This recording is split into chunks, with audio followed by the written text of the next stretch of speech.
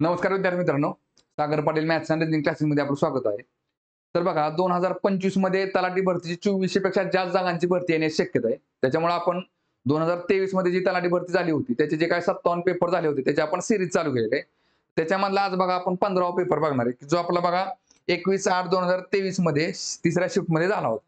ठीक आहे बघा. तर त्याच्या आधी बघा आपलं जे ॲप्लिकेशन आहे Sagar Patil maths and reasoning नावाचं, त्याच्यावरती बघा कंबाईनसाठी सेपरेट बॅच अवेलेबल आहे तुम्हाला. तर त्याची फी फक्त आपली ₹999 असेल. सेम याचप्रमाणे आपण एमपीएससी साठी पण सेपरेट बॅच सुरू केलेली त्याच्यावरती. त्याची पण फी आपली ₹999 असेल आणि आता तुम्हाला काही दिवसामध्ये सरळ सेवेची बॅच उपलब्ध होऊन जाईल त्याच्यावरती. ठीक आहे बघा. तर बघा आता पहिला प्रश्न बघू आपण. तर बघा नळ टाकीवरचा प्रश्न आहे. काय दिले बघा? ए, बी आणि सी या 3 तोट्या एका टाकीला 5 तासात पूर्ण भरतात. तोटी सीच्या प्रवाहाचा वेग हा बीच्या दुप्पट आहे. बघा तोटी सी 3 तोटे आहेत. ए, बी आणि सी. ठीक आहे बघा चला. काय दिले बघा तोटी सीच्या प्रवाहाचा वेग हा बीच्या दुप्पट आहे आणि बीच्या प्रवाहाचा वेग हा एच्या दुप्पट आहे. बघा आता बीच्या प्रवाहाचा वेग किती आहे बघा एच्या दुप्पट. म्हणजे ए जर 1 असेल तर बी किती आहे बघा 2 आहे. आणि परत वरती काय दिले बघा सीच्या प्रवाहाचा वेग बीच्या दुप्पट आहे. बीच्या दुप्पट म्हणजे किती झालं बघा इकडे 4 झाला. म्हणजे आपण असं समजू की बाबा आता इथे एका तासामध्ये 1 लिटर पाणी टाकते. ही 1 लिटर टाकते, ही 2 लिटर टाकते आणि ही 3 लिटर टाकते. डायरेक्ट तुम्हाला एफिशियन्सी कळून गेली बाबा. म्हणजे थोडक्यात कुठला नळ किती पाणी टाकतोय ते. ठीक आहे बघा. बरं काय दिले बघा आता? हां, तर फक्त ए तोटी उघडल्यास टाकी भरण्यासाठी किती वेळ लागेल? आता मला सांगा, सुरुवातीला काय दिले बघा? तिन्ही नळांना मिळून काय दिले बघा? या 3 तोट्या एका टाकीला 5 तासात पूर्ण भरतात. मग तिन्ही नळ जर एकत्र चालू केले तर 5 तासात टाकी भरते. मग 3 नळ एका तासात किती पाणी टाकतात बघा? 4 अन् 2 6 आणि 1 7 लिटर. बरोबर आहे का? मग 7 लिटर गुणिले बघा किती येते 5 तास. म्हणजे थोडक्यात झाली 35 लिटर टाकी झाली तुमची. ठीक आहे बघा. एवढी टाकी भरायला एकट्या एला किती वेळ लागेल बघा? ए किती टाकतो एका तासामध्ये 1 लिटर पाणी टाकतो. बरोबर आहे का? मग किती निघेल माझ्याकडे 1 लिटर टाकेल. मग 7 35 लिटर लागतं. म्हणजे थोडक्यात 35 तास लागेल. 35 तास. म्हणजे उत्तर किती येतं आपलं ऑप्शन नंबर 4. ठीक आहे? चला पुढचा क्वेश्चन बघू. बघा सीरीज चॅप्टरवरचा क्वेश्चन आहे. काय दिले बघा ह्याच्यामध्ये? दिलेल्या मालिकेत प्रश्नचिन्हाच्या जागी काय यायला हवे? 12, 26, 50 बघा. 12, 26, 50, 102, 202 इथं प्रश्न चला 100 बघा. आता इथे काय ते बघा 12 दुने 24 आणि अधिक 2 26. ठीक आहे बघा. परत काय निघते बघा इकडं 26 दुने 52 वजा 2 50. बघा परत 50 गुणिले 2 100, 100 अधिक 2 102. परत 102 गुणिले 2 किती आलं 204. 204 वजा 2 बरोबर 202 येते. बरं 204 मधनं 2 गेले 202 आलं. परत काय आलं बघा 202 गुणिले 2 अधिक 2 म्हणजे 202 ची दुप्पट किती झाली बघा 404 आणि 404 अधिक 2 406 इथं काय निघेल बघा 406 निघेल. 406 म्हणजे ऑप्शन नंबर पहिला. ठीक आहे. चला पुढचा क्वेश्चन बघू. बघा आता काय दिले बघा टाइम डिस्टन्स स्पीडवरचा क्वेश्चन आहे. काय दिसते बघा 200 मीटर अंतरावर असलेल्या एका पोलिसाला पाहून एक चोर 8 किलोमीटर पर आवर वेगाने पळू लागतो. पोलीस 9 किलोमीटर पर आवर वेगाने त्याचा ताबडतोब पाठलाग करतो आणि चोराला पकडतो. चोर किती अंतर धावतो? ठीक आहे बघा आता लक्षात घ्या. चोर आणि पोलिसांमधलं अंतर किती आहे बघा. इकडे समजा पोलीस आहे इथं चोर आहे. दोघांमधलं अंतर किती आहे बघा 200 मीटर आहे. कधी पण लक्षात ठेवायचं बघा. बरं आता पोलिसाचा आणि चोराचा जर वेग सारखा असता तर दोघांमधलं अंतर कमी झालं असतं का? नाही. कसं असतं बघा दोघांमधलं जे अंतर जे कमी करायचं असतं ते कोण कमी करतं तर पोलिसाचा चोरापेक्षा चोराच्या वेगापेक्षा असणारा जास्तीचा वेग. येते लक्षामध्ये त्यामुळे कसं असतं बघा लक्षात घ्या सॉल्व्ह करताना इथं अंतर अंतर भागिले काय करायचं बघा अंतर भागिले वेगातील फरक कधी पण लक्षात ठेवायचं अंतर भागिले वेगातील फरक.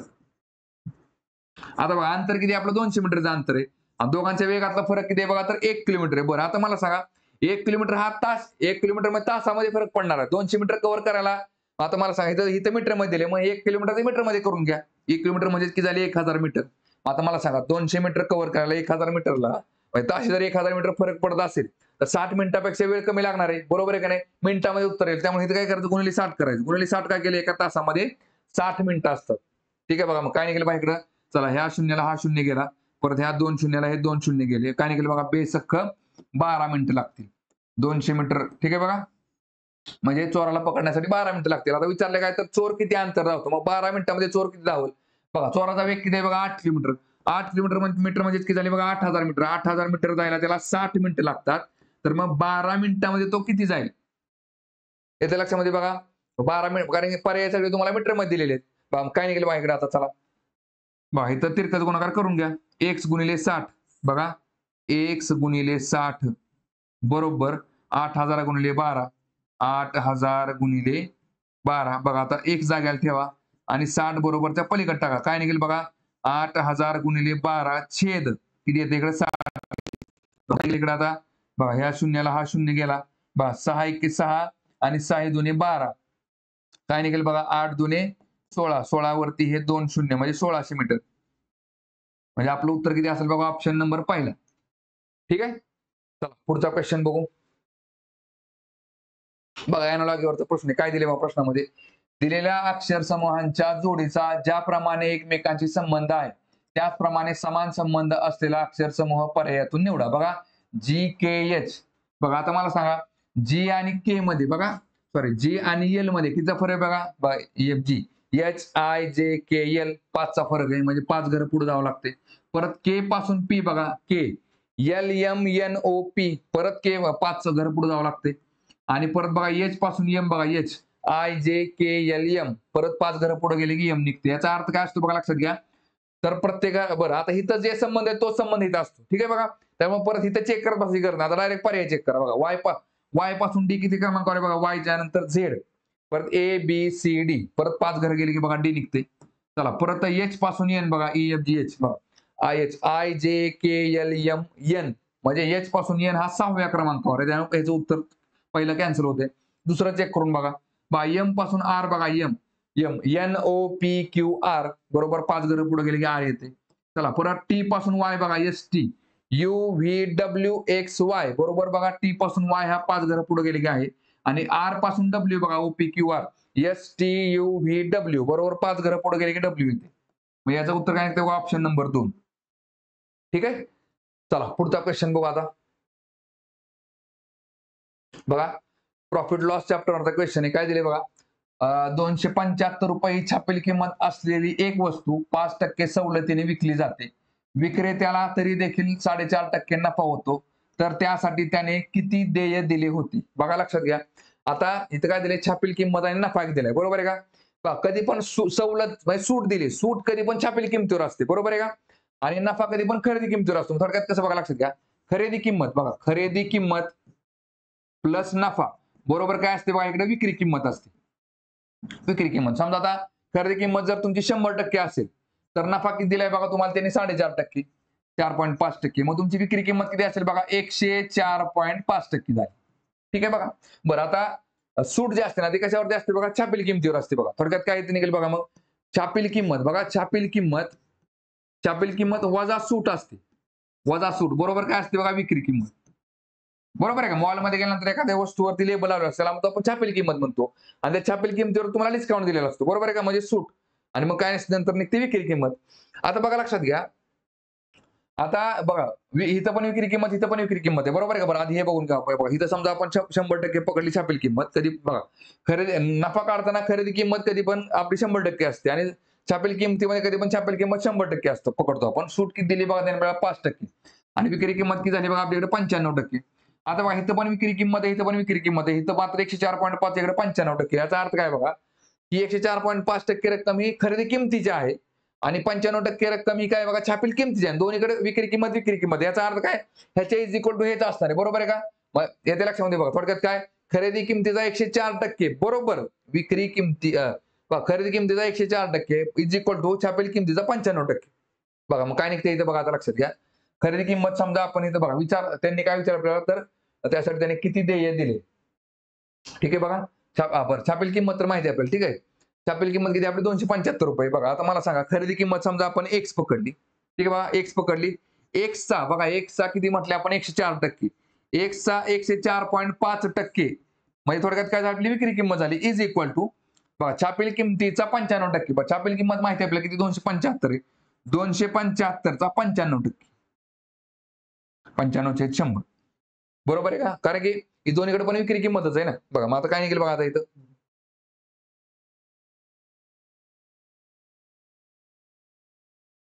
बघा इथं काय निघेल बघा आता एक जागाला ठेवा. ठीक आहे बघा एक जागाला ठेवलं इज इक्वल टू बघा आता काय होईल बघा हे सगळं बघा आता इकडे काय निघेल 275 बघा 275 गुणिले 95 छेद. आता हे बरोबरच्या पलीकडे सगळं टाकून द्या, जे काय होईल उलट होईल बघा. म्हणजे 100 आता इकडं आधी 100 आहे असं लिहून घ्या इथं. चला गुणिले आता हे उलट होईल बघा. काय होईल इकडं, हे 100 डोक्यावरती जाईल म्हणजे अंशाला जाईल आणि छेदाला काय 104.5 104.5 आणि आता भाग घालवा. काय निघेल बघा इथं. मग आता तुम्हाला खरेदी किंमत कळून जाईल.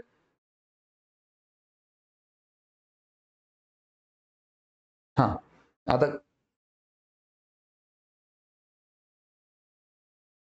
बघा इथं काय निघेल बघा आता. चला 100ला 100 कॅन्सल, बरोबर आहे का. आता हे पूर्णांकात जर करायचं असेल तर इकडे एक शून्य वाढवून टाका. इथे एक शून्य वाढवला, हे पूर्णांकात झालं. काय निघेल बघा इथं 25 चोक 100. थांबा 25 नाही जाणार बघा, 5 ने भाग जाईल. 1045 आहे बघा. काय निघेल इकडं 5 दुने 10 आणि 5 नवे 45. ठीक आहे बघा. चला परत 5 5 25 आणि 2 27 5 5 25. ठीक आहे बघा. चला आता काय निघेल बघा इकडं बघा इथं आता 11 ने भाग जातोय बघा. 9 2 11 येते, बरोबर आहे का. 11 1 11 आणि 11 9 राहिले खाली, 11 9 99. परत 11 5 55. ठीक आहे, इथं 11 5 55 आलं. चला परत आता 19 1 19 19 5 95 म्हणजे किती आलं बघा 5 5 25. किती आले बघा म्हणजे थोडक्यात 250 रुपये. म्हणजे इथं काय निघेल बघा आपलं उत्तर ऑप्शन नंबर 2 250 रुपये. बरोबर आहे का. 250 रुपये. ठीक आहे. चला पुढचा क्वेश्चन बघू आता. बघा काय दिले बघा याच्यामध्ये. डेव्हिडचे वजन रॉबिनपेक्षा 4.15 किलोग्रॅमने कमी आहे. डेव्हिडचे वजन 58.32 किलोग्रॅम असल्यास रॉबिनचे वजन शोधा. बघा आता डेव्हिडचे वजन किती आहे बघा. डेव्हिड झाला आपला डेव्हिड किती झाला इकडं 58.32 आणि रॉबिनचे वजन काय म्हटलंय बघा. तर रॉबिनपेक्षा 4.15 किलोग्रॅमने कमी. म्हणजे थोडक्यात काय रॉबिनपेक्षा हे बरं रॉबिनचं वजन किती असेल ह्याच्यापेक्षा जास्त असेल, बरोबर आहे का. 58.32 पेक्षा कितीने जास्त असेल तर 4.15 ने जास्त असेल, बरोबर आहे का. बघा डेव्हिडचं वजन काय ह्याच्यापेक्षा रॉबिनपेक्षा काय दिले बघा 4.15 किलोग्रामने कमी आहे. तर ह्याचं 4.15 किलोग्रामने जास्त असेल कोणापेक्षा डेव्हिडपेक्षा. काय निघेल बघा इथं 58.32 अधिक काय ते बघा 4.15. बघा मग किती निघते 5 आणि 2 7 परत 3 आणि 1 4 डॉटला डॉट द्या परत 8 आणि 4 12. हाचा आला 1 5 आणि 1 6 म्हणजे 62.47 62.47 किलोग्राम म्हणजे ऑप्शन नंबर 4. ठीक आहे. ठीक आहे. चला पुढचा क्वेश्चन बघू. बघा पर्सेंटेज चॅप्टरचा क्वेश्चन आहे. काय दिले बघा. एका गावाची लोकसंख्या दरवर्षी 10% वेगाने वाढते. जर 2 वर्षांपूर्वी तेथील लोकसंख्या 10,000 होती तर सध्याची लोकसंख्या किती आहे. बघा थोडक्यात काय ह्या टाईपचा प्रश्न कधी पण कसा असतो बघा चक्रवाढ व्याजी सारखा असतो. थोडक्यात काय बघा बघा आता 2 वर्षांपूर्वीची लोकसंख्या किती आहे बघा 10,000 आहे, बरोबर आहे का 10,000 आहे. आणि बघा लक्षात घ्या आता दरवर्षी लोकसंख्या किती वाढते 10,000% वाढते. बरं आता 10,000ची बघा इथं किती होईल बघा 110% होईल. बघा हे कधी पण कसं असतं लक्षात घ्या. हे 10,000 म्हणजे 100% आहे. तर 110 म्हणजे किती. कारण 10% वाढते ना. आणि आपण लिहिताना कसं लिहितो बघा 110 चे 100 पण ऍक्च्युअल मध्ये कसं असतं असं असतं लक्षात घ्या. ठीक आहे. बरं आता हे 10,000 चे 110% काढले आपण परत इथं जी काय संख्या येईल परत त्याच्या 10% वाढली म्हणजे चक्रवाढ व्याज थोडक्यात. कारण की पहिल्या वर्षीची काय 10% लोकसंख्या वाढेल ती त्या पहिल्या वर्षीच्या लोकसंख्येमध्ये बघा इथं 10,000 आहे, बरोबर आहे का. 10,000 ची 10% वाढली म्हणजे 1000 वाढली. इथं किती झाली मग 11,000 झाली. आता जी काय 10% वाढेल ती 11,000ला 10% वाढेल, बरोबर आहे का. मग इथं काय निघेल बघा परत गुणिले 110 चे 100 हे असं असतं. असं सॉल्व्ह करा किंवा असं. ठीक आहे बघा काय निघेल बघा मग इथं. चला ह्या 2 शून्याला हे 2 शून्य गेले. परत ह्या 2 शून्याला हे 2 शून्य गेले. 11 गुणिले 11 किती झाले बघा 11चा वर्ग 121 आणि परत हे 2 शून्य पुढे देऊन टाका म्हणजेच 12,100. बघा इथं किती आलं 12,100 ऑप्शन नंबर पहिला. ठीक आहे. चला पुढचा क्वेश्चन बघू आता. बघा बॉड मार्क्सचा क्वेश्चन आहे. काय दिले बघा याच्यामध्ये.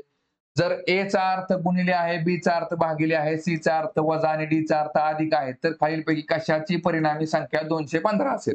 215 व्हॅल्यू बघायची आपल्याला कशी आहे बघा. पहिला पर्याय चेक करा 55 इथं 3 40 4 आणि 60. ठीक आहे बघा आता ए म्हणजेच काय ए म्हणजे गुणिले लिहून टाका इथं. चला परत सी चा अर्थ काय दिलाय? चा अर्थ वजा, इथं वजा लिहा. परत चा अर्थ काय बघा? भागिले, इथं भागिले लिहून टाका. आणि परत काय दिलाय? डी चा अर्थ काय दिलाय? अधिक, इथं अधिक लिहून टाका. चला आता ब्रॅकेट द्या. इथे एक ब्रॅकेट बसेल आणि इथे एक ब्रॅकेट बसेल. काय निघेल बघा? 55 गुणिले 3 काय निघेल? 3 पाची 15, हातचा आला 1, 3 पाची 15 आणि 1 16, 165. वजा 40 भागिले 10 किती निघते? 4 10 40, तर 10 येते. आणि परत अधिक 60 काय निघेल बघा मग? 160 मधनं 10 गेलं, सॉरी 165 मधनं 10 गेलं, खाली किती राहते बघा? 155. 155 अधिक 60 काय निघते बघा इकडं? 6 5 11 म्हणजे 215. म्हणजे आपलं उत्तर बरोबर काय निघते बघा? ऑप्शन नंबर पहिलाच निघते 215. ठीक आहे. चला पुढचा क्वेश्चन बघू आता. परत बॉड मासचा क्वेश्चन आहे. काय दिसतंय बघा याच्यामध्ये तुम्हाला? इथून इकडे ब्रॅकेट टाका आणि त्याच्यामध्ये पण पहिला ब्रॅकेट कुठला असतो बघा? भागाकाराचा. ठीक आहे बघा. हे आधी सॉल्व्ह करायचं, नंतर हे सॉल्व्ह करायचं. काय निघेल मग? 4 भागिले 2 किती आलं? 5 गुणिले किती आलं? 4 भागिले 2 2 आलं आणि अधिक 2. मग काय निघेल बघा? 5 दुने 10, 10 अधिक 2 बरोबर किती झाले? 12. 12 म्हणजेच ऑप्शन नंबर 4.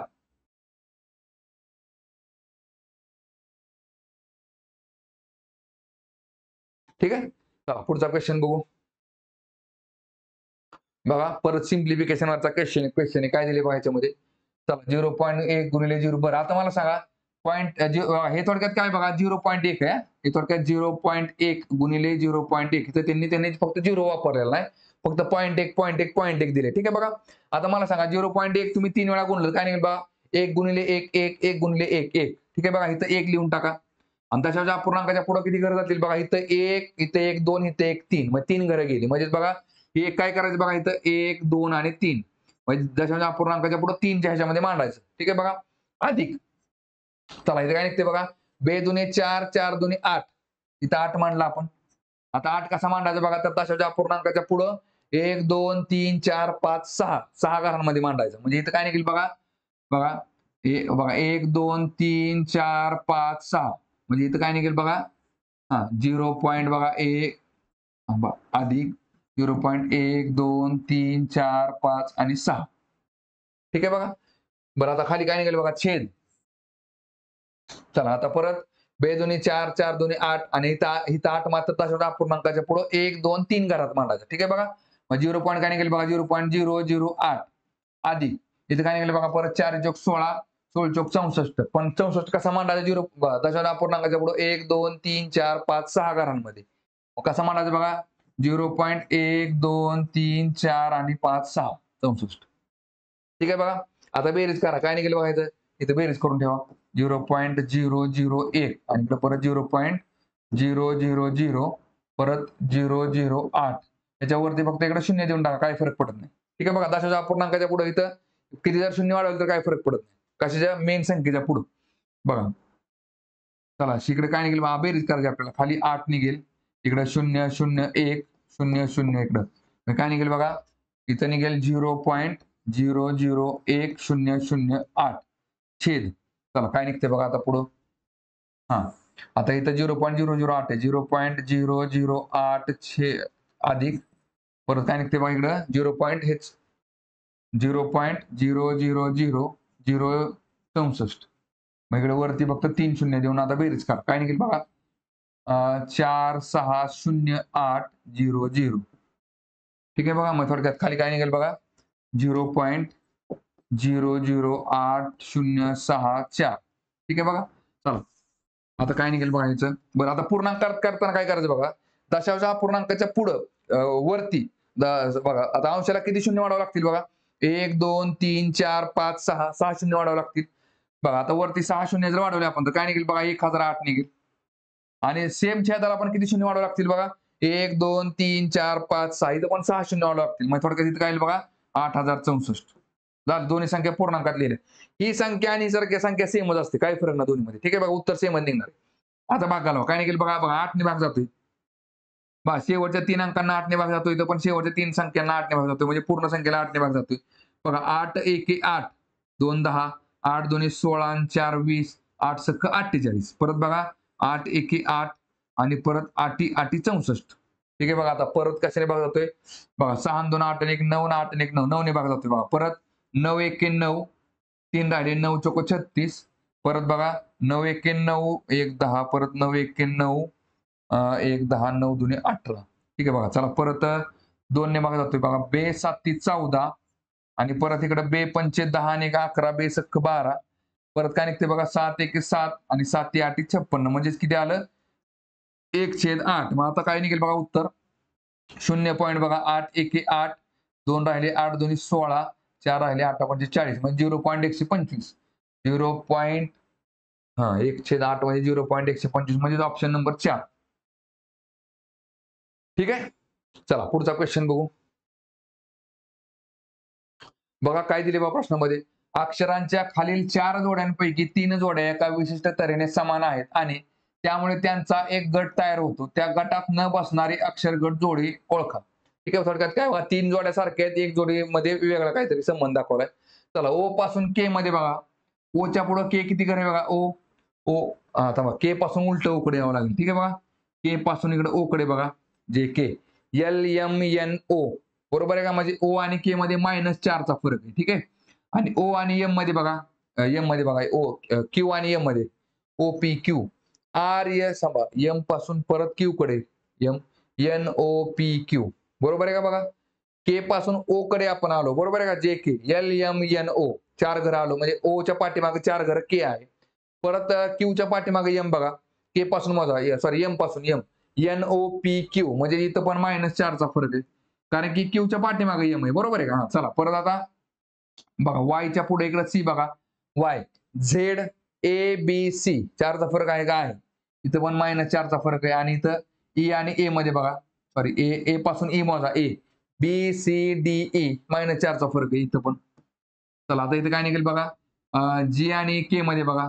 EFG HIJK बघा इथं पण -4 चा फरक आहे आणि इथं आय पासून एम कडे जावा HI JKLM परत -4 चा फरक आहे. बघा परत बघा इकडे यू पासून डब्ल्यू कडे मोजा बघा. यू VW बघा इथं -2 चा फरक आहे आणि व्ही पासून वाय कडे बघा. UV WXY -3 चा फरक आहे. मायनस का लिहितोय बघा मी कारण की ह्या संख्या पुढं आपण काय करतोय पाठीमागनं पुढे मोज देतोय बरोबर आहे का नाही. थोडक्यात काय डब्ल्यू यूच्या पुढे 2 घरं डब्ल्यू आहे पण डब्ल्यूच्या पाठीमागे यू 2 घरे म्हणून आपण मायनस दिले तिथे. ठीक आहे. बघा मग आता 1 2 3 मध्ये सारखा संबंध आहे 4 मध्ये नाही म्हणून ऑप्शन नंबर 4 आहे. ठीक आहे. चला पुढचा क्वेश्चन बघू. बघा परत प्रॉफिट अँड लॉस चॅप्टर वरती क्वेश्चन आहे. काय दिले बघा. एका वस्तूची मूळ किंमत ही छापील किमतीच्या 64% आहे. 4% सवलत दिल्यानंतर होणाऱ्या नफ्याच्या टक्केवारीची गणना करा. बघा आता काय दिले बघा. वस्तूची खरेदी किंमत बघा इकडे खरेदी किंमत करा. खरेदी किंमत आणि दुसरी काय दिली तुम्हाला त्यांनी छापील किंमत. छापील किंमत आणि काय म्हटलं एका वस्तूची मूळ किंमत म्हणजेच काय खरेदी किंमत ही छापील किमतीच्या इथं च्या कोणाला दिलाय त्यांनी बघा छापील किमतीच्या. मग छापील किंमत जर 100 रुपये असेल तर तुमची खरेदी किंमत किती आहे बघा तर 64 रुपये. ठीक आहे बघा. आणि 4% सवलत दिल्यानंतर होणाऱ्या नफ्याच्या टक्केवारीची गणना करा. बरं आता आपल्याला काय करायचंय बघा. आपण काय बघितले खरेदी किंमत प्लस नफा बरोबर काय असते विक्री किंमत असते आणि छापील किंमत वजा तोटा म्हणजेच काय असते खरेदी विक्री किंमत असते. बघा मध्ये काय टाकलं आपण इज इक्वल टू चिन्ह टाकलं लक्षात येते का बघा. बघा खरेदी किंमत प्लस नफा विक्री किंमत इज इक्वल टू छापील किंमत वजा तोटा वजा काय वजा तोटा नाही सवलत वजा सूट असते. छापील किंमत वजा सूट बरोबर काय असते विक्री किंमत असते. बघा मग आता इथं दोन्ही किमती कळल्या आपल्याला. फक्त काय बघा सवलत कुठं दिली बघा सूट किती दिली आपल्याला 4% दिली इकडे बरोबर आहे. इथं सूट किती दिली तुम्हाला 4%. ठीक आहे. मग आता काय असतं बघा लक्षात घ्या. बघा कसं असतं खरेदी किंमत किती आहे तुमची 64 रुपये. ठीक आहे बघा. आणि इकडे इज इक्वल टू करा आणि आपल्याला काय विचारले ते ना तर नफ्याची टक्केवारी नफा किती झाला आपल्याला बरं खरेदी किंमत छापील किंमत किती आहे बघा आपली 100 रुपये. 100 रुपयाच्या 4% जर तुम्हाला सूट दिली तर विक्री किंमत किती झाली तुमची 96%. 100 रुपयाच्या 96% रक्कम आणि ह्या 64च्या 1% रक्कम is equal to divide by 100 येते लक्षामध्ये बघा. छापील किमतीची 96% रक्कम हीच काय आहे तर ह्या खरेदी किमतीच्या इथं काय टक्केमध्ये नफा झाला असेल त्याच्यात येते लक्षामध्ये. मग काय निघेल बघा इथं बरं आता इथं काय निघेल बघा. इकडे 100 ला 100 कॅन्सल येते बघा. 100 ला 100 कॅन्सल झालं. ठीक आहे बघा. आणि 64 आणि इकडे बघा एक जागाला ठेवा आणि हे 64 आणि 100 बरोबरच्या पलीकडे झाले. मग काय निघेल बघा 96 गुणिले उलट होईल 100 वरती जाईल आणि छेद काय होईल बघा इकडे 64 होईल.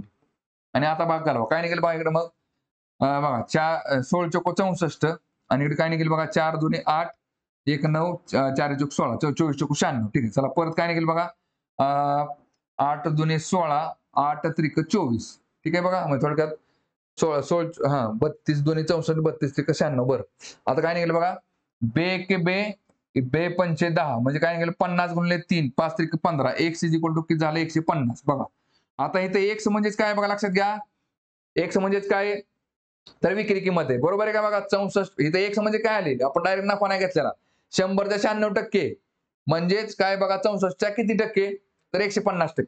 ठीक आहे बघा मग आता 150 म्हणजेच काय बघा तरी टक्केवारीमध्ये आपली बघा 100% झाली खरेदी किंमत नफा झाला 50%. आपल्याला बघा नफ्याची टक्केवारी काय असेल बघा तर 50% असेल 100 बघा 150 मधून वजा 100 केलं काय निघते इकडं 50 निघते म्हणजेच काय ते उत्तर आपलं ऑप्शन नंबर 4 50%. नफ्याची टक्केवारी किती झाली 50%. ठीक आहे चला पुढचा क्वेश्चन बघू. बघा सिरीज चॅप्टरचा क्वेश्चन आहे काय दिले बघा दिलेली मालिका तर्कदृष्ट्या पूर्ण होण्यासाठी प्रश्नचिन्हाच्या जागी खालीलपैकी कोणता पर्याय आला पाहिजे. बघा काय निघते इकडं 5 20 45 80 आणि 125 इथं x आला. ठीक आहे बघा चला काय निघेल बघा 5 आणि 20 मध्ये कितीचा फरक आहे बघा तर 15चा फरक आहे अधिक 15चा 20 आणि 45 मध्ये अधिक 25चा फरक आहे 45 आणि 80 मध्ये अधिक 50 अधिक 35चा फरक आहे. चला 80 अधिक किती निघेल बघा 45 निघेल. मग काय निघेल बघा 15 10 25 10 35 10 45 10 55 इथं अधिक 55 करा काय निघेल बघा 50 60 70 80 म्हणजे 180 x इज इक्वल टू 180 म्हणजे ऑप्शन नंबर पाहिजे. ठीक आहे चला पुढचा क्वेश्चन बघू आता बघा सिरीज चॅप्टरचा क्वेश्चन आहे काय दिले बघा इंग्रजी वर्णमाला क्रमावर आधारित दिलेल्या मालिकेत प्रश्नचिन्हाच्या जागी काय आले पाहिजे. ठीक आहे बघा आता झेड पासून डी किती क्रमांकावर आहे बघा झेडला तर विषय संपला परत alphabet A B C D म्हणजे 4 घरं पुढे येते म्हणजेच -4 करावं लागेल कारण डीच्या पाठीमागे झेड येते. परत एचच्या पाठीमागे डी आहे बरोबर आहे पण आपण मोजताना डी पासून मोजतोय बघा A B C D E F G H परत बघा 4चा फरक आहे म्हणजे -4 आणि एल आणि एच मध्ये बघा एचच्या पुढे बघा H I J K L परत -4चा फरक आहे 4चा फरक आहे मग झेडच्या पाठीमागे 4 घर काय असेल बघा इकडं बाय व्ही पासून मोजा you V W x Y Z इथं जर व्ही घेतला आपण तर व्हीच्या बरोबर पुढे काय येते बघा 4 घर गेले की झेड येते you V W x Y Z इथं बरोबर -4 केले की व्ही आला. व्ही फक्त बघा इथे एकामध्ये जाईल म्हणून उत्तर आला आपला ऑप्शन नंबर पहिला. ठीक आहे बाकीचं काय चेक करत बसायची गरज नाही. चला पुढचा क्वेश्चन बघू आता बघा सरळ व्याज चक्रवाढ व्याजावरचा प्रश्न काय दिले बघा एका रकमेची सरळ व्याजाच्या विशिष्ट वार्षिक दराने 2 वर्षांसाठी गुंतवणूक केली सध्याच्या दरापेक्षा वार्षिक 2% जास्त दराने गुंतवणूक केली असती तर 2 वर्षात जमा होणारे सरळ व्याज रुपये 240 अधिक झाले असते तर गुंतवणूक केलेली रक्कम शोधा. थोडक्यात काय म्हटलंय बघा एक आपण अमाऊंट काय केली सरळ व्याजाने दिलेली फक्त काय म्हटलंय बघा आपण जो व्याज दर दिलाय ना त्याच्यापेक्षा फक्त 2% जर एक्स्ट्रा व्याज दर घेतला असता आपण 2% जास्त तर आपल्याला 2 वर्षानंतर ना 240 रुपये अधिक मिळाले असते. इथे काहीच करणार नाही बघा सरळ व्याजामध्ये दरवर्षी व्याज दर सेमच असतो. आपण बघा पहिल्या वर्षी 2% दुसऱ्या वर्षी 2% म्हणजे एकूण 4% व्याज तुम्हाला वाढून आला असता बरोबर आहे 2% जर वाढून तुम्ही व्याज दर दिला असता तर 2 वर्षाचा किती मिळाला असता तुम्हाला 4%. हा झाला टक्केवारीमध्ये मग संख्येमध्ये किती आहे बघा तर 240 रुपये मग 4% म्हणजे काय दिले बघा तुम्हाला 4% म्हणजे 240 रुपये. तर मग 100% म्हणजे किती ती रक्कम विचारली ना आपल्याला 100% म्हणजे किती मग तिरकस गुणाकार करा काय निघेल बघा x गुणिले 4 x गुणिले 4 बरोबर 100 गुणिले 240 100 गुणिले 240 मग काय निघेल बघा x जाग्याला ठेवा आणि 4 बरोबरच्या पलीकडे टाका मग काय होईल बघा 100 गुणिले 240 भागिले 4 येते मग काय निघेल बघा 4 1 4 4 7 24 आणि वरती 1 0 100 मग काय निघेल बघा 6 वरती 60 वरती हे 2 शून्य म्हणजे 6000 रुपये. मग आपलं उत्तर काय निघेल बघा ऑप्शन नंबर 2. ठीक आहे चला पुढचा क्वेश्चन बघू परत अॅनालॉगीवरचा प्रश्न काय दिले बघा दिलेल्या अक्षर समूहांच्या जोडीमध्ये असलेले संबंधांप्रमाणे समान संबंध दर्शवणारा अक्षर समूह दिलेल्या पर्यायातून निवडा. इथं जो संबंध दाखवलाय तोच संबंध आपल्या ह्याच्यामध्ये बघायचा कशामध्ये येतो. पहा एल पासून क्यू बघा किती क्रमांकावर आहे L J K L M N O P Q 5 घरं पुढे गेले काय निघते बघा क्यू निघते. चला परत पी पासून यू बघा O P Q R S T U परत 5 घरं पुढे गेले की यू निघते. आणि परत एन पासून बघा N O P Q R S परत 5 घरं पुढे गेले की एस निघते बघा. आता इथं जो संबंध असतो ना तोच त्यांनी इथं पण दिलेला असतो. मग त्यामुळे काही इथं डबल चेक करत बसायची गरज नाही. डायरेक्ट ऑप्शन चेक करा बघा काय निघते. एच पासून एम बघा काय निघते H I J K L M बरोबर 5 घरं पुढे गेले की एम आहे. परत बघा सी पासून जी कडे बघा A B C D E F G G बघा 4 घरं पुढे गेले की येते. त्याच्यामुळे पहिलं उत्तर कॅन्सल होते. दुसरं बघा परत चला ए पासून एफ बघा A B C D E F बरोबर 5 घरं पुढे गेले की एफ येते. परत एफ पासून के बघा E F G H I J K बरोबर 5 घरं पुढे गेले की के निघते. आणि बघा इथं के पासून ओ बघा J K L M N ओ 4 घरं पुढे गेले की ओ निघते. त्यामुळे हे पण चुकते. चला परत 3 नंबरचा बघा ऑप्शन चेक करून ईच्या पुढे जे बघा E F G H I J 5 घरं पुढे गेले की जे निघते. परत बघा आर पासून B O P Q R बघा एस टी यू व्ही 4 घरं पुढे गेले की व्ही निघते. त्याच्यामुळे ह्याचा पण विषय संपला. म्हणजे आपलं उत्तर किती असेल ऑप्शन नंबर 4 तरी पण चेक करून बघा. जीच्या पुढे एल बघा जी H I J K L 5 घरं पुढे गेले की एल निघते. एमच्या पुढे मोजा आता M M N O P Q R परत 5 घरं पुढे गेले की आर निघते. आणि एसच्या पुढे 5 घरं मोजा ओ पी क्यू आर बघा S T U V W x परत 5 घरं पुढे गेले की एक्स निघते. मग काय निघते ऑप्शन नंबर 4. ठीक आहे. चला पुढचा क्वेश्चन बघू. बघा सिरीज चॅप्टरचा क्वेश्चन आहे. काय दिले बघा अक्षरे चिन्हे असलेल्या खालील मालिकेचा संदर्भ घ्या आणि प्रश्नाचे उत्तर द्या. मोजणी ही केवळ डावीकडून उजवीकडे करावयाची आहे. बघा इथं सिरीज दिली तुम्हाला. येथे अशी किती चिन्हे आहेत ज्यांपैकी प्रत्येकाच्या ताबडतोब आधी एक स्वर बघा अशी किती चिन्हे आहेत म्हटले बघा अशी किती चिन्हे आहेत की ज्यांच्या प्रत्येका ताबडतोब आधी एक स्वर आणि परंतु ताबडतोब नंतर एक स्वर नाही म्हटलेले. हा स्वर नाही हा स्वर आहे. म्हणजे एक स्वर नंतर चिन्ह आला पाहिजे पण नंतर स्वर नाही आला पाहिजे. ठीक आहे बघा. आणि स्वर कुठले कुठले असतात बघा ए ई आय ओ यू हे झाले 5 स्वर. बाकीची सगळी 21 काय असतात अल्फाबेट मधले व्यंजन असतात. बघा काय निघेल बाहेर आधी बघा स्वर कुठे निघतो इथं बघा स्वर आहे स्वर नंतर चिन्ह आहे आणि एक स्वर आहे का नाही त्यामुळे हे बसतंय बघा. चला परत स्वर कुठे निघतोय बघा स्वर स्वर हा ई स्वर आहे बरोबर आहे का. बा स्वर नंतर चिन्ह आहे आणि आर हा स्वर आहे का तर नाही हे बसते बघा बरोबर आहे का. चला परत ए आय ओ यू परत बघा यू येते. ठीक आहे बघा यू नंतर बघा यू हा स्वर आहे स्वर नंतर चिन्ह आहे पण चिन्हानंतर बघा परत ओ काय आहे ओ स्वर आहे त्याच्यामुळे हे येणार नाही. बा परत ओ हा स्वर आहे स्वर नंतर बघा चिन्ह आहे आणि आय आय परत स्वर येते आणि स्वर चिन्हानंतर लगेच स्वर नाही आला पाहिजे त्यामुळे हे पण नाही जमत. ठीक आहे बघा मग काय किती निघतील बघा 1 आणि 2 म्हणजेच ऑप्शन नंबर 3 2 निघतील. ठीक आहे. चला पुढचा क्वेश्चन बघू. बघा सिलोगिझम चॅप्टरचा क्वेश्चन आहे. काय दिले बघा याच्यामध्ये बघा दिलेली विधाने आणि निष्कर्ष लक्षपूर्वक वाचा. विधानांमध्ये दिलेली माहिती सामान्यपणे ज्ञात तथ्यांपेक्षा वेगळी असल्याचे आढळले तरी ती सत्य आहे असे गृहीत धरून दिलेल्या निष्कर्षांपैकी कोणता निष्कर्ष दिलेल्या विधानांची तर्कसंगत आहे हे ठरवा. ठीक आहे बघा विधाने वाचा.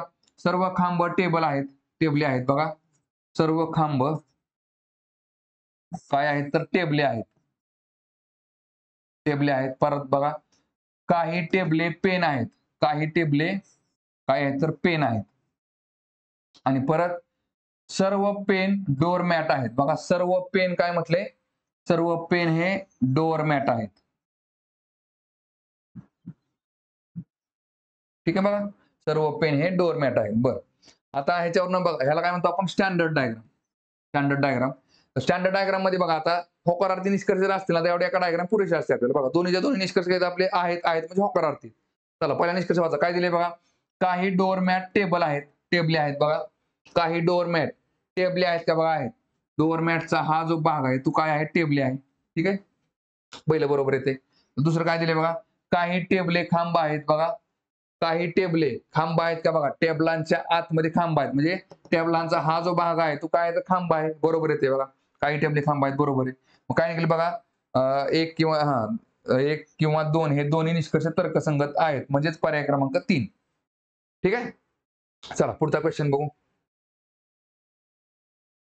बघा मिक्सर चॅप्टरचा क्वेश्चन आहे, काय दिले बघा, 62 रुपये किलोग्रामच्या चहाला 72 रुपये किलोग्रामच्या चहामध्ये किती प्रमाणात मिसळला गेला पाहिजे जेणेकरून मिश्रणाची किंमत 64.50 पर केजी असेल. बघा आता थोडक्यात काय बघा, 62 रुपयाचा चहा काय दिले बघा, 72 रुपयाच्या चहामध्ये जर आपण मिक्स केला तर त्याची किंमत किती झाली बघा इथं, 64.50, 64.50 रुपये. ठीक आहे बघा. आता कधी पण कसं असतं लक्षात घ्या, मिक्सरची ही जी अमाऊंट असते ती एका संख्येपेक्षा काय असते बघा, लहान असते आणि एका संख्येपेक्षा मोठी असते. ठीक आहे बघा. बरं आता चला इकडे लिहून घ्या. काय निघेल बघा, 64 मधून बघा 64.5 मधनं 62 गेले, खाली किती राहिले 2.5, इथं 2 बघा, हे तिरकं मांडायचं असं 2.5 आणि इकडे काय निघेल बघा, 72 मधनं 64.5 गेले, खाली किती राहतील बघा, 7 आणि 5 12, म्हणजे 7.5. बरोबर आहे. इकडे किती आलं 7.5.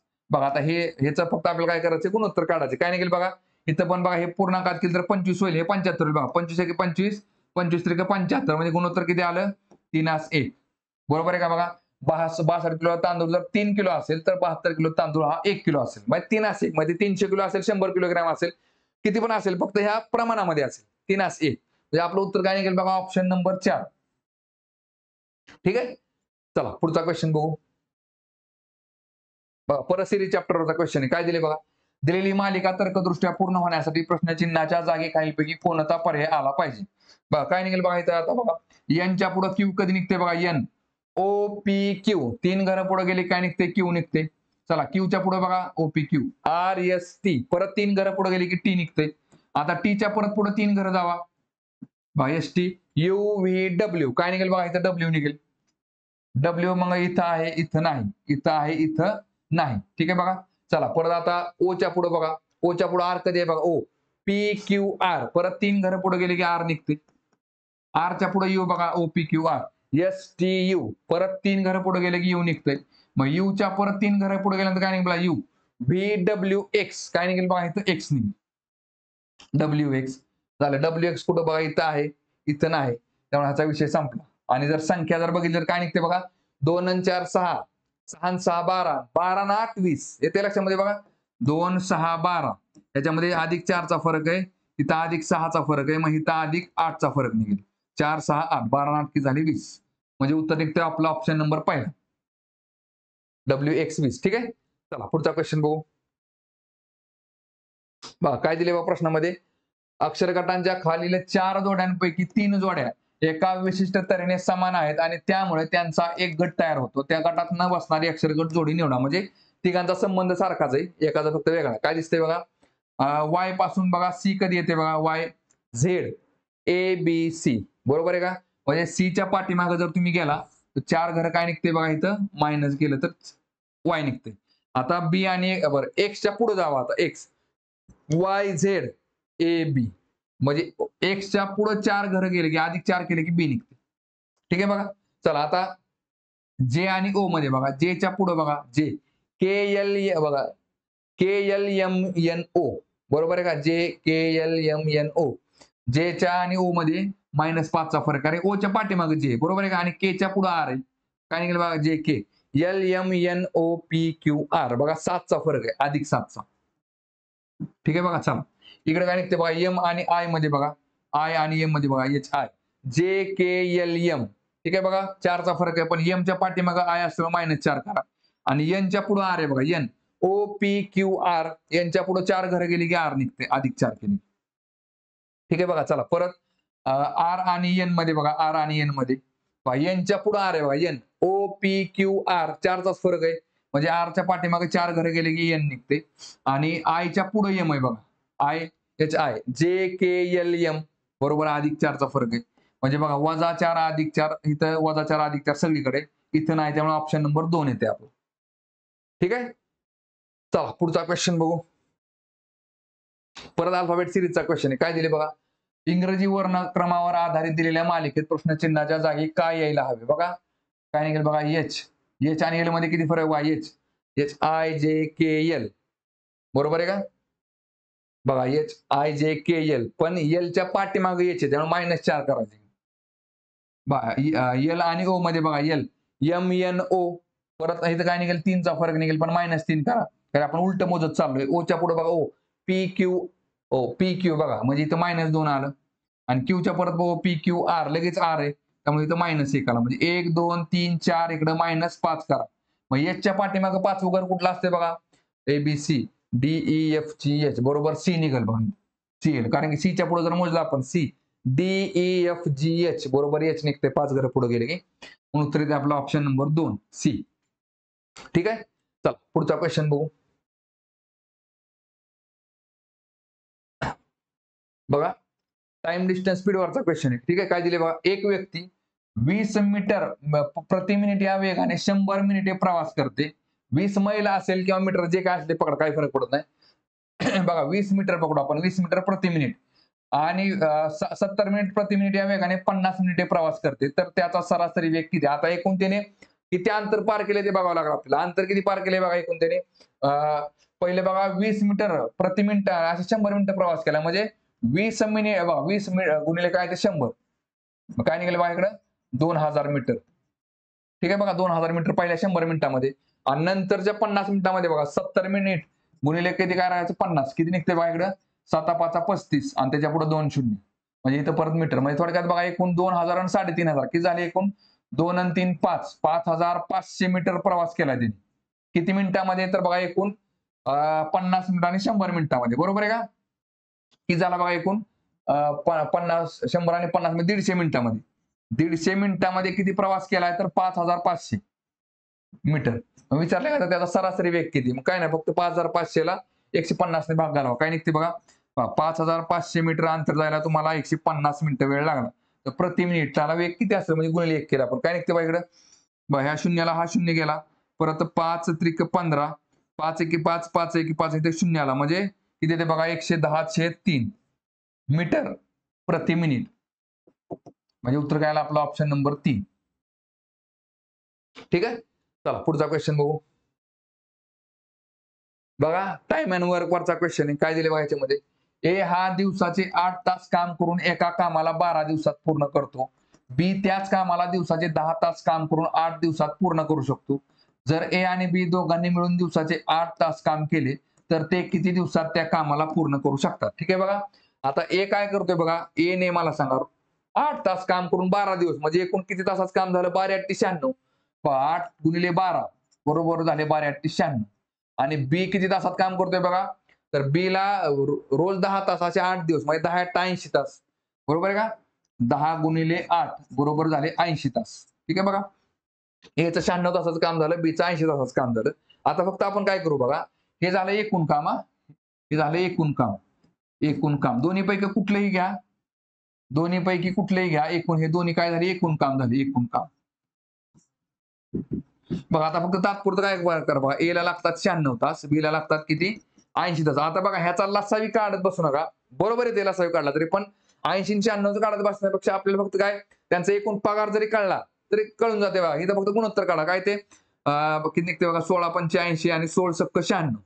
ठीक आहे, बघा मग इथं फक्त बघा हे काय झालं, समजा ए हा 6 तासात जेवढं काम करतो तेवढंच बी हा 5 तासात करतो, मग त्यांचं वेतन किती असेल बघा, वेतन फक्त उलट करायचं, इकडे 5 येईल आणि इथं 6 येईल, मग 6 पंचे 30 5 सक्क 30, आपल्याला फक्त वेतनच काढायचे, बरोबर आहे की नाही? एवढं घेतलं आपण तरी चालते. बघा मग आता एचं वेतन निघालं आपल्याला 5 रुपये, बरोबर आहे का? इथं 5 रुपये करा आणि इकडे 6 रुपये करा एका तासाचं. ठीक आहे, बघा आता एकूण काम कुठलंही घ्या, एचं घ्या किंवा बीचं घ्या, काही फरक पडत नाही. बघा आपल्याला काय विचारलंय, तर जर ए आणि बी या दोघांनी मिळून दिवसाचे 8 तास काम केले, तर ते किती दिवसात त्या कामाला पूर्ण करतील? बघा एकूण काम कुठलं आहे बघा आपलं, समजा आता एचं पकडलं आपण, एचं किती आहे बघा, ए हा रोज 8 तास काम करतो, पण एचं पेमेंट किती आहे बघा, एचं पेमेंट 5 रुपये. काय करायचं बघा, 8 तास काम करतो म्हणजे त्याला तासाला 5 रुपये, आणि किती दिवस काम करतो, तर असं तो 12 दिवस काम करतो. किंवा डायरेक्ट काय केलं आपण बघा, 96 तासाचं काम आहे गुणिले काय केलं 5 केलं तरी चालते, बरोबर आहे का? 96 तासाचं एकूण काम आहे त्याचं आणि त्यांनी तासाला 5 रुपये कमवते. हे झालं आपलं एकूण काम आहे. आणि हेच काम करायचं तुम्हाला काय म्हटलं, ए आणि बी ला मिळून, ए आणि बी मिळून किती रुपयाचं काम करतात बघा दिवसामध्ये, 6 आणि 5 11 रुपयाचं काम करतात एका तासामध्ये. आणि असं ते किती ते दिवसामध्ये 8 तास काम करतात. म्हणजे थोडक्यात काय बघा, बघा 11 रुपयाने ते दिवसात किती 8 तास काम करतात. 11 8 38. तर त्यांना किती दिवस लागतील? मग काय निघेल बघा इथं? बघा 8 एके 8. 8 एके 8. इथे काय निघते? 8 एके 8. 8 दोन्ही 16. परत काय निघते बघा 12 पंचे 60.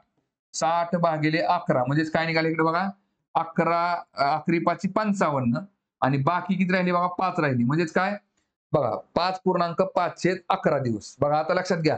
ह्याला म्हणतो आपण अपूर्णांक. ह्याला काय म्हणतो आपण पूर्णांक युक्त अपूर्णांक. म्हणजेच कसा भाग घालवला आपण 60 ला जर 11 ने भाग घातला तर बघा 11 पाची 55 पर्यंत भाग जातोय आणि बाकी राहते 5. 5 ला काय आपण 11 ने भाग घालू शकत नाही म्हणून 5.5 हे असं मानता आलं पाहिजे. ठीक आहे बघा. चला आपलं काय निघेल बघा 5.5 म्हणजे ऑप्शन नंबर पहिला. ठीक आहे. चला पुढचा क्वेश्चन बघू. परत प्रश्न काय दिलाय तुम्हाला सिलोगिझम चॅप्टरचं काय दिले बघा. दिलेली विधाने आणि निष्कर्ष लक्षपूर्वक वाचा. दिलेली विधाने हे सामान्यपणे ज्ञात तथ्यांपेक्षा वेगळी असल्याचे आढळले तरी ती सत्य आहे असे गृहीत धरून निष्कर्षांपैकी कोणता दिलेल्या विधानांची तर्कसंगत आहे ते ठरवा. चला विधाने काय म्हणतात बघा. सर्व पक्षी कुत्री आहेत. बघा सर्व पक्षी काय दिलेत बघा तर कुत्री आहेत. चला परत पुढे काय दिले बघा. काही कुत्री हत्ती आहेत. बघा काही कुत्री हे काय आहेत बघा हत्ती आहेत. काही कुत्री हत्ती आहेत. परत काही हत्ती प्राणी आहेत. बघा काही हत्ती काय दिले आपल्याला प्राणी आहेत. काही हत्ती प्राणी आहेत. बघा ह्याला काय म्हणतो आपण स्टँडर्ड डायग्राम. ठीक आहे. आता होकारार्थी निष्कर्षाला फक्त एवढी डायग्राम पुरेशी असते. बघा दोन्ही निष्कर्ष आपले होकारार्थी आहेत. त्यामुळे एवढी एक डायग्राम पुरेशी आपल्याला. काय दिले बघा पहिला निष्कर्ष. सर्व हत्ती पक्षी आहेत. बघा सर्व हत्ती पक्षी आहेत का नाही. बघा पहिले काय झालं चूक झालं. परत 2 नंबर बघा काही प्राणी कुत्रे आहेत. बघा काही प्राणी कुत्रे आहेत का प्राण्याचा कुत्र्याचा काय संबंध आहे का नाही. त्यामुळे हे पण काय झालं चूक झालं. काय निघेल बघा निष्कर्ष 1 आणि 2 हे पैकी एकही तर्कसंगत नाही. निष्कर्ष 1 किंवा निष्कर्ष 2 पैकी एकही तर्कसंगत नाही. Option number 3. ठीक आहे. तर बघा थांबू आता आपण या ठिकाणी.